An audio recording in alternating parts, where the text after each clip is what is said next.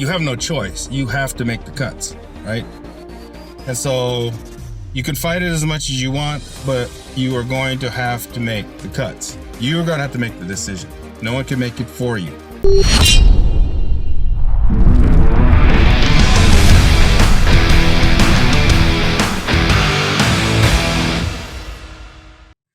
Hi, this is Mike.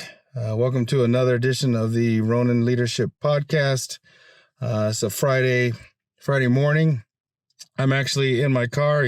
Those of you who are subscribers to my channel usually find me in my office, but unfortunately today we've got a bunch of gardeners working in the park right next to where our house is located. We've got these blowers going on, and as much as I try to muffle it, I just can't. I can't get can't get the sound out. So I decided I just come to the garage, get in the car, and do one of these podcasts. So it's a little unusual, but that's okay. We'll make it work. Anyway, I hope all of you had a good week. We're working on getting some more guests for the podcast, so we're working hard on that. In the meantime, we've got some really good content on my blog. I do a Ronin Leadership blog on LinkedIn once a week. So if you haven't had a chance to see that, please take a look at that. And we're getting a lot of subscribers there.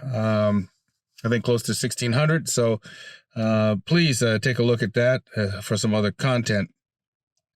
And certainly continue to support me in this channel. Hit the like button and subscribe button if you like the content. Pick up copies of my books, The Art of Ronin Leadership and The Art of Executing Ronin Leadership Strategies. Both are out in paperback, as well as you can get the e-reader on Kindle.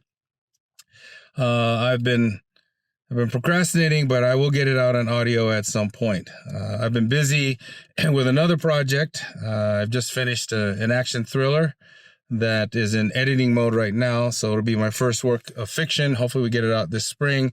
There'll be more to follow on that later as we get close to the launch, but I've been really, heads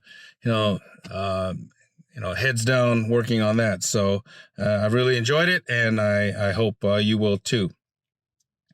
So I wanted to see what I'm going to talk about today, and I've been, like all of you, looking at the news and seeing that the economy is not the best it can be. It has ups and downs in the stock market, and any of you that have IRAs or have portfolios have witnessed dramatic ups and downs with interest rates going up, and with talk of a recession, whether it's a mild recession or not so mild, it's still a recession. But at the end of the day, the economy is not good. And you can tell, especially in the tech sector, where Amazon, Google, Microsoft, big companies are laying off a lot of employees. Microsoft just announced, I think, something like 18,000 employees were going to be released. And I think today, on the day I'm doing this podcast, I think Google announced another, I think maybe 10,000 employees. So a lot of churn, a lot of turmoil going on in the tech industry, but also in other industries as well, as companies have to learn to realign priorities in the wake of the economic headwinds, to be able to strategize properly and position themselves for when those headwinds dissipate and they're smooth sailing again, that they will be able to maximize what their company does and produces, and how agile they are, and all those kind of things. And that's, that's the unfortunate part of private industry, is that, you have to make these decisions sometimes, and it's hurtful. So one of the things I wanted to talk about today was, you as leaders, hopefully you won't have to, but chances are there will be times when you're going to have to let people go. And there are two types, in my opinion, of letting people go. There's the letting people go because they haven't met the standards. the standards of what you've set for them in terms of performance for that fiscal year or that quarter or what have you, right? And maybe you've given that person a couple of chances, some counseling, mentoring, coaching. You want to help people along, obviously, to see if you can get them to a point where they can be productive and meet their stated goals, strategic goals for the year. But if they cannot, and you have to let them go for performance, that's kind of in one bucket, right? The second bucket is what I've been talking about with the companies that have to let people go. I experienced this myself in 2014 when I was still CSO at Microsoft. We got the edict from on high that throughout the company there were going to be cuts, and they were in the thousands, just like this current round. And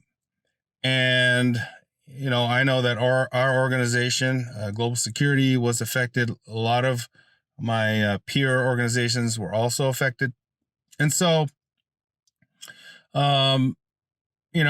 it's not easy. And I put that in a second bucket because in that bucket, you are basically mandated to cut X a number of headcount out of your organization. And if you've been diligent in growing your organization the right way and having the right people and, basically separating the wheat from the chaff, as they say, and making sure that your people that you have in your organization are top performers, doing a great job, motivated, they reach their goals every year, good people. You don't have problem children per se, because you have to performance, and remove them from your ranks through performance reviews and things like that. So that makes it doubly harder, because you're now being asked to cut from your ranks good people who are doing a good job, who are not a performance issue, and they're causing you no headaches, but you have to figure out a way to make it work. And so that's the hard part. So I'm going to try to give you some tips, at least give you a sense of what your mindset should be as leaders as you approach these really hard situations. Okay.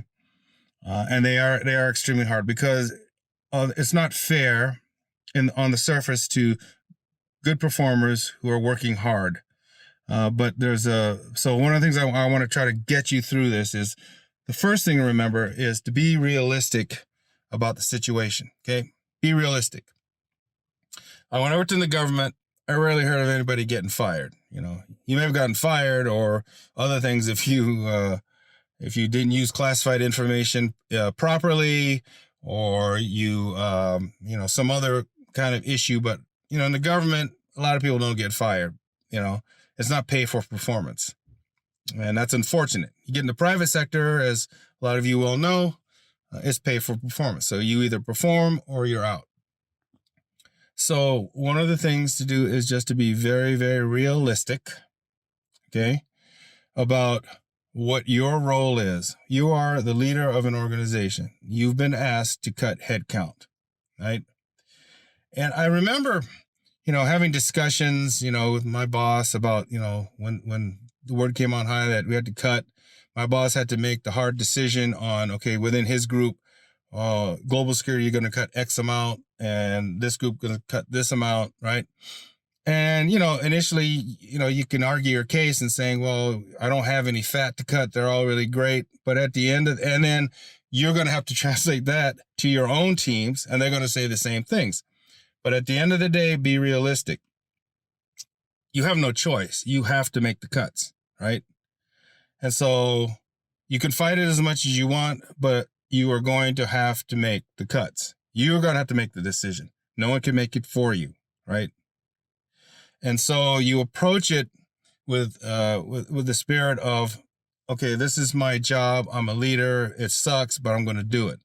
And that's how you translate it with your troops. Be honest and transparent with them about the fact that, hey, this is going to happen, right? And the way it happens, I think, in most companies is you kind of take a look at your people, And you kind of, just like a performance review period, you're going to have to kind of stack rank and see, okay, we used to call it the lifeboat drill. At the end of the day, while everyone's great, a really good employee, who are the ones you want in the lifeboat at the end of the day? And those are hard decisions. Those are hard conversations, and they can be quite heated when your direct reports are going back and forth about saying, well, I think John should stay, and someone else in your direct reports say, no, I think Jane on my team should stay, and then you got to fight it out, and ultimately you will make the decision. Because nobody's going to want to give up their own members of their own team who are doing great jobs. So be realistic and understand that it is what it is, and this is why you're getting paid to be a leader, right? There are a lot of great things about being a leader. This is not one of them. You can talk about, in the grand scheme of things, like I said at the beginning of the podcast, this is good for the organization because ultimately, the organization's trying to realign resources to maximize those areas of business that are going to help them, make revenue and propel them into the future once we get past these economic headwinds. And that's well and good at a macro level. At a micro level, it won't mean anything to the people that you have to let go. And it may not, at least in the short term, mean anything to your direct reports, who are going to not be happy with the fact that some of their good team members have to go. So be realistic, be strong, and be steady. Okay. So that's number one. Number two, certainly you have to have empathy, right? The people are not just numbers on a piece of paper. These are people. These are men and women that you know. These are men and women who work in your organization. These are men and women who've done a great job, ostensibly, for your organization and are productive and helped your organization become successful. And yet, you're going to have to let these people go.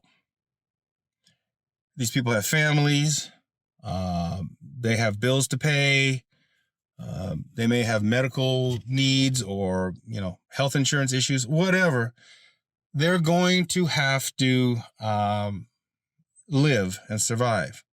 And no matter what the compensation package is that your particular company gives to employees, whether it's a 3-month package or a 6-month package. I was just reading in the paper today that Google, as they're going to lay off, I think 10,000, I think I said, employees, they're going to give them a package which includes, like 6 months of health care and that type of stuff. It's very generous, and hopefully it helps people give them enough time to get on their feet. They don't have to go to Cobra out of their own pocket to pay for health care after a period of time. So that's really important.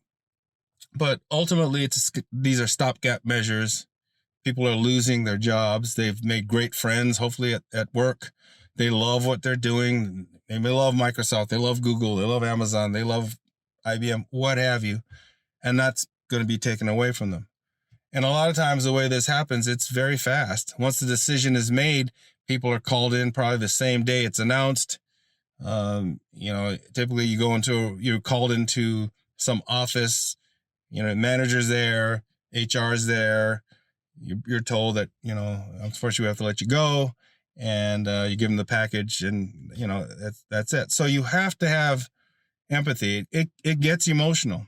And I've had instances where people I've had to let go because ultimately, as the leader of the organization, I was the one, along with HR, not my direct reports, even though it was their people, I was the one that let these people go, along with HR.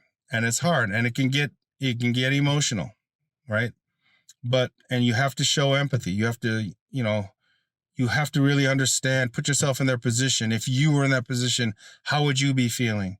The whole world is kind of spinning around.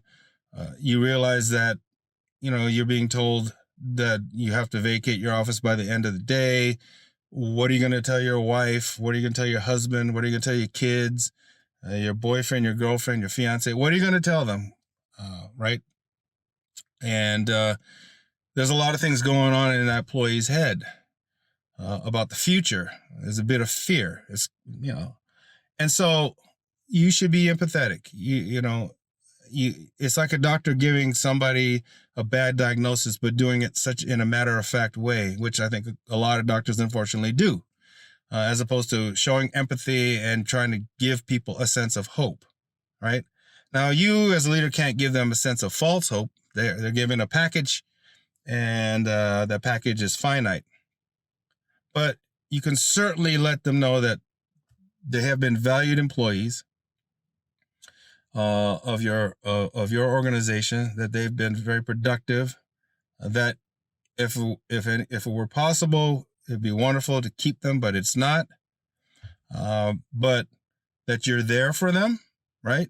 There's nothing wrong with you being a source of like a reference. A lot of times they've said, people said, well, can I use you as a reference? Absolutely. I'd be happy to have you as you list me as a reference. I'll give you a great recommendation, right? So to keep that door open and understand that once you leave the company, you still have the human contact with me, hopefully with your boss, with others, that as you apply for new positions in other companies, or even in some cases, it's weird, but you could be let go of this organization at Microsoft and end up in another organization that's hiring, right? Which is fine. That's great. But happy to recommend. And then in your case, as a leader, if you know of something that this person you're letting go could be good at, and either in a company that you know of, that you may have contacts with, or somewhere, like in my case, Microsoft, you should do everything you can to help that person land on their feet, right? So I think that's important, because that's just the way companies are. While they're cutting in some areas, in a lot of cases, and back in the day, they would cut a lot in the cost center area, and not so much in the profit center area. Nowadays, I think they're looking at what are the divisions, products, product groups, and stuff that they want to invest in, 2, 3, 4 years downrange, and then decide, okay, so we need to divest here to invest here. But, at the same time you're cutting, you're also going to be still hiring for those areas that you consider to be growth areas. So empathy, make sure you have a lot of empathy. It's important. Don't go into this as such a matter of fact, because it's not pleasant on you too either, right? And so I think you come in there with professionalism and do your job, but you can still show empathy and show that this is a hard thing for everybody, including you as the leader, and that you're trying to understand, what they're going through, and as much as you can do, help them out, right? Help them out. And I think the third thing about it is, be willing to make the hard decisions, and don't be so hard on and don't be too hard on yourself, right? All of you, if you're seasoned leaders, you've gone through the hiring phase, the letting go phase, but you've also gone through periods of performance reviews where you've had to stack rank employees in your organization, and you've had those heated debates within your leadership team where someone is arguing for their person to get the promotion or whatever, and someone else is arguing, and that's well and good. You should be passionate and arguing on behalf of your direct reports who are doing great work, and that's your job as a leader. My job is to make the final call, and I will determine, based on all the quote evidence that's been presented to me like a judge, who I believe should get the promotion or who I believe should get moved up, and all that good stuff. When it comes to this topic that we're talking about, as your direct reports are arguing the merits of why their employee should stay versus another employee, that can get heated, as I said earlier, your job is to make the tough decision. All right. Your job is not to, okay, go around, let's everybody take a vote collectively and see what we see. No. That's not how it works. And I've seen that happen. No, your job is to call the ball. That's why you're in a leadership position. So you make the best decision that you can based on what you know and have heard from your direct reports and who you believe would be best in the long run to stay on the team versus somebody else. Doesn't mean that somebody else would not be a great contributor. This other person, in your opinion, in your judgment, would make a greater contribution. That's the end all and be all of it. So be tough to make those decisions and stick by those decisions. It may not make you popular in the short term with some of your direct reports, but those things pass, as I found out. They pass because one of the things you're trying to teach your direct reports is those are decisions they have to make too. And I've heard, it's not fair. No, it's not fair. There's nothing fair in this whole process. When a good person, a good employee has to be let go because of economic realities facing a company. Everybody knows that if you're working for an at-will company, it could happen anytime. At CIA, we were actually an at-will organization. We weren't under civil service. So technically, anybody could be fired. But like I said, you rarely saw that. But it was still something I remember thinking about, as I was growing up in the agency. In the private sector, it definitely happens, as a lot of you well know and have experienced. So be tough. But then don't beat yourself up about it. Okay? And it's easier said than done. I understand that because I know, after going through this first time, it's always, man, that was rough. And you're thinking about your people that you had to let go. You think about what great people they are and, the fun times y'all had together and think contributions they've made. But, ultimately it comes down to it's business. And you are in a position where you are as a leader because your higher ups have faith that you can not only execute on your mission and get your strategic goals met, but when the rubber meets the road, you're able to make these kind of hard personnel decisions. And they are hard. I think personnel decisions are the hardest things that you have to do as a leader because it involves people and it involves people's emotions and feelings. And it also may go against your grain to let go of good people. And, I have seen leaders just continue to argue back at our boss about this is not fair. We shouldn't have to go through this. And, my boss's mind is, I get it, but I'm being told from on high, and this is not just you, this is all across the enterprise. All leaders are having to deal with this. So you deal with it, leader, because you can plead your case till you're blue in the face. At the end of the day, you still have to cut X amount out of your headcount. X amount of headcount out of your organization. So be easy on yourself, and with time and experience, it doesn't get easier. And I never want to say it gets easier. It doesn't get easier. But you'll be able to cope with it better than the first time you went through it because you'll understand yourself better. You'll understand the process better. And you will know that at the end of the day, while people's lives have been affected, that whatever you can do to help them land on their feet, get another job, maybe even a better position, who knows? But let them know that you, as much as you can, you're there and you're trying to understand what they're going through. And I know that a lot of people who are let go, while they don't like the situation, no one's going to like the situation. In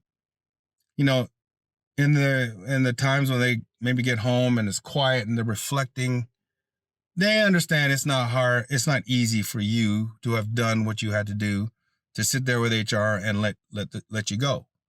So, and as long as you've treated them fairly all along, their journey within your organization, Ultimately, everyone that I had to let go, there were never any ill feelings. They've all landed on their feet and found other things. There is another day. There's another horizon. You can have all the cliches about this is just another opportunity, which it is, but it's still painful at the time. It's like ripping off a bandage. So just remember those things about, really being realistic about the situation, having true empathy, and being able to make the hard decisions, but don't beat yourself up about it, because it is part of your job. It's not a pleasant part, but it's a part that you're going to have to go through as a leader. You will have to experience it as a leader. I believe it still makes you a stronger leader having to go through this. I wish I didn't have to go through this. And those of you who've done this probably understand what I feel like. Those of you who have not experienced this, but may have to very soon, given the economic conditions of the country, please understand, we know where you're coming from. We know what you're feeling when you go through this. But as a leader, this is what you deal with. I've told you this before. There's two things that I really adhere to: a Christian faith, the Bible, and Stoicism. And there are a lot of similarities. And with Stoicism and the Bible, you deal with situations as is, right? You can't wish it away. You can't blink your eyes and make believe it's not happening. It's happening. So if it's happening, then deal with it, because it's not the first time it's happened in history. And it won't be the last time. You're not the first person that's having to go through this, and you won't be the last person. So understand it's here, it's now. Your job is to make the process go as smoothly as possible while making the landing as soft for the person who's being affected. So that's what I have for today. And I hope this helps in your leadership journey, if and when you have to deal with situations where you have to let people go, outside of the performance review thing, which is, again, can be painful, but that's a separate bucket. And as opposed to this, where you're being mandated to cut headcount because the company is trimming, right? Its ranks. So that's a whole different bag. But I hope this helps. Love to hear your comments, questions, pushback, whatever. And so please feel free to comment on the channel. Like I said, we're looking to get some other guests lined up for this new year, and just trying to get the schedule together. And then we're going to do some fun stuff too. We're not just going to do all leadership. Got some things coming up that I think you'll enjoy. Please tell your friends, family, enemies, anybody about this podcast. Hit the like button and hit the subscribe button, and also make sure if you haven't done so already, pick up a copy of my books, The Art of Ronin Leadership and The Art of Executing Ronin Leadership Strategies. Stay tuned. There's a new book coming out. I can tell you it's an action thriller, and I'm really going to be happy to put this out to the public, and more to follow. So have a good weekend wherever you are, and continue to practice Ronin leadership. Until next time, see ya.